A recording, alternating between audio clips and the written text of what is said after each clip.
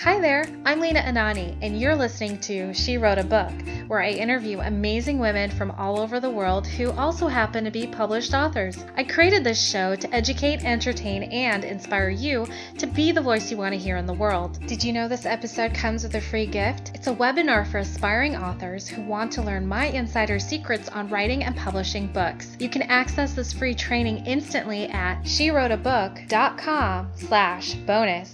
Now let's get started. You are listening to episode number 57 of She Wrote a Book, and today I'm interviewing Allison Agius, author of the book Used.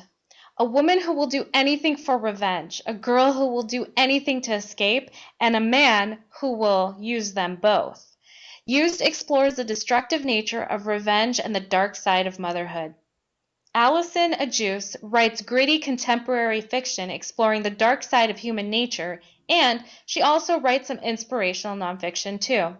To date, she has 4 novels and 3 self-help books published.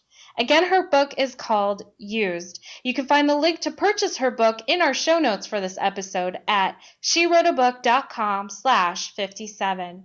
So, Allison, it's such a pleasure to have you as a guest today. And my first question for you is this: what inspired you to write and publish this specific book about revenge and the dark side of motherhood? Well, it was the second bit, the dark side of motherhood, that inspired the book. I've always found it interesting. The word mother conjures up a whole list of attributes like protection and nurturing and loving and supportive. And I wanted to explore what motherhood would look like if those attributes were missing. So that was the inspiration for the book in the first place. That's really cool. What led you to want to explore that? Well, it's just that I think that motherhood is a long journey, and there are inevitably times when we don't want to be loving and supportive and protective and nurturing. In fact, we just want to curl up on the sofa with a blanket and a bar of chocolate. So I kind of thought, well, what would motherhood look like if you didn't take care of your children?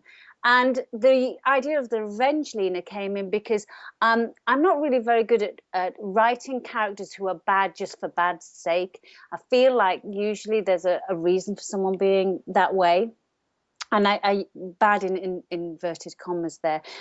So I thought this mother who is not any of those normal things that we think of as in terms of motherhood, what would make her not take care of her children? And that's where the revenge came into being. I needed to give her some reason for using her daughter the way she does. So that's pretty much it, really. So tell me a little bit more about the 3 main characters that you mentioned or that we talked about in the brief book summary. I'd like to know a little bit more about their names, who they are, and why you created them that way. Okay. Well, it's an interesting book actually, because structurally this has got to have been my most difficult book to write, because I have 2 main characters. That's Andrea, who's the mother, the woman who wants revenge. There's Lottie, her daughter, who's the girl who wants to escape. And then there's Cal, who is the man who ends up using both of them, and their desires, in Andrea's case, her desire for revenge, and in Lottie's case, her desire to escape her circumstances. So in order to create that, I wanted to explore motherhood from 2 perspectives, from the mother's perspective and from the child's perspective. So I had to do flashbacks so that they could both tell their stories. So Andrea, the mother, her story starts back in 1964 in the north of England, and Lottie, her story starts back in 1980, but it's also set in the present day. Are you keeping up so far, Lena? Yes, yeah. So I've got these flashbacks. I've got 2 characters' voices, these flashbacks. And Cal, the man that I talked about, he comes in very early in Andrea's story, right back in 1964. And then I had to have the child's story and the mother's story converge at some point, and that happens midway through the book. And then from then on, we see the continuing of the story and the reveal from both their perspectives. And basically the core of the story is around the grooming of this young girl, Lottie, and her mother's involvement of that. which also made it a very difficult book for me to write, as you can imagine, because it's a very uncomfortable subject matter. But if you're going to explore the dark side of something, you really need to take it out there, I think. How did it, so as you're delving into all these character traits and developing, yeah, as you're developing these character traits for your book, how does it affect you as a writer? Like, do you feel, especially if you're going into this dark side, do you feel like it ever affects you in your emotional state? Oh, yes, absolutely. I think if you're really going to write it, you need to feel it. If you want your reader to feel what you want them to feel, you have to feel it too. If I'm not squirming or crying or laughing at my I was going to say typewriter then, but it's my laptop. If I'm not doing that, then how do I expect my reader to do the same thing? So there were some times where there are some scenes which are really quite uncomfortable, and I had to write them in bite-sized chunks and stages, because it was just too emotionally exhausting to go into that place. And as a mother as well, because I have 2 children of my own, and I have 3 stepchildren, and I love being a mother, and I can't imagine not caring for them. So, well, I can clearly, because I've just written a book about it. But you know what I mean. When you're moving into that place, it kind of it's an uncomfortable place, you know. Bite-sized for some parts of the book. So, do you have a process that helps you like snap out of that, the dark stuff that you have to connect with? Do you have something so that it doesn't linger in your and spread into your real life? So that my husband doesn't suffer, you mean? Yeah, exactly. Oh no, I think that's what he's there for. No, I do. I have a place where I write, and when I sit in my chair and I write, then that's so, you know, that's who I am, and that's what I'm doing. And then I leave it behind. And I have 2 lovely dogs. I have chickens, so I usually go and walk the dogs for a while, clear my head rather. And by the time I'm home again after half an hour walk with the dogs, I'm back in the room as me and mum and wife and loving person, not the person I've been writing about that day. That's great. That is so good to hear. Okay. It's quite funny, actually. Oh, sorry, go on. No, you go ahead. Go I ahead. was just going to say, it's quite funny because when people meet me, they say that I'm really upbeat and cheerful and happy. And how can I write such awful things? And I come to the conclusion that I just pour all my horribleness into the books. So Yeah. So the rest of life is just wonderful for me. That's a great idea. It's a fantastic idea. I may have to do that myself. Well, that's awesome. So tell me a little bit about how you came up with the book title. And I have to say, this is like this may be the first book that came across the show where it's just one word. And I want to know how you came up with one word and and were you ever tempted to make it a longer title or even add a longer subtitle? Just curious. Yeah, do you know, it didn't start off as this. The working title was Nothing But the Truth. But my husband and I, because he's a great support, he really helps me. He helps with the covers and he's my first reader, and I bounce ideas off him. And he was saying, it sounds like a courtroom drama. And I thought, yeah, he's right. And then I changed it to Sticks and Stones.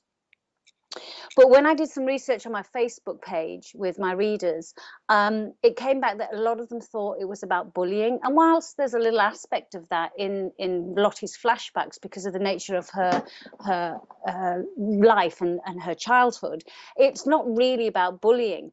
So that didn't fit either. And it took 2 years to write the books, and all the time I'm bouncing these ideas around. And then one day, I think we were in the pub, and my husband said, "What about used?" And I instantly knew it was right, Lena, because I felt quite ill and said, "Oh God, that's awful." But it has 2 meanings. It's not just about this man who uses this woman's need to revenge to get at the daughter. It's also it's set in a used bookstore, so it kind of had 2 levels to it, and it just felt really good and very powerful as well. So it was quite a long process to get to a one-word book title. Very, very cool. Very cool. And so this is going to lead me to my next question about the book. The cover. It's very dark. It's got this image of what looks like a cracked wall and a used textbook. Yes. Yes? Okay. Yes. So tell me a little bit about why you went with this image for your book cover. Well, it's quite gritty, as you can see, Lena. It's in black and white, and that's on purpose because it's quite a bleak environment that Lottie as a child is growing up in. There's just her, no father, just her and her mother. And it's a mother who is very selfish, self-centered, and really hasn't shown her very much love in her life. And but Lottie has this love of books and language, and she absolutely adores us. And she has this dream of having a book shop of her own. And that's all she wants. She just wants a normal life. And that enables Cal, the man, to use that desire to escape her life into something else, to push her to do things that she doesn't feel comfortable doing. And I think young girls quite often can be pushed into things and not have a lot of confidence, and particularly if they're not nurtured and protected. Well, even if they are nurtured and protected, let's face it, young girls tend to be very insecure anyway. I wanted to get across that there was something broke in all their lives, actually, both in Lottie and her mother Andrea's life. And then this book at the front demonstrating Lottie's love of books, and actually what turns out to be part of her downfall in the end. Well, that's very, very, very interesting stuff. Definitely a compelling story. What do you love most about being an author? Oh, there is so much, but I think the thing I like the most, the thing I love actually, is creating something out of nothing. Just creating people and a whole world and a whole environment that they live in and habit and how they interact. I think that's really quite exciting, to create something out of absolutely nothing. Brilliant. Allison, thank you so much for being our special guest today. We will have a link to your book in the show notes for this episode, and our listeners can find that at SheWroteABook.com/57 to learn more about our author and her awesome book. Allison, thanks again. It's been a pleasure. Thank you, Lena. Thank you very much. Thank you for listening to She Wrote a Book. If you enjoyed this episode, then subscribe now so you can automatically get access to all new episodes, and feel free to share your inspired thoughts with us in the comments too. I'd love to hear from you. Are you ready to write your own book? Get started now with my quick and concise webinars so you can learn my insider secrets on writing and publishing your own book. Claim your free gift now at SheWroteABook.com/bonus. Until then, may you always feel good and make magic. Feel good, make magic now. Lena, Anani will show you how. Ignite that wisdom inside of you and show the world what you do. To publish, write, and promote, learn the best way to go.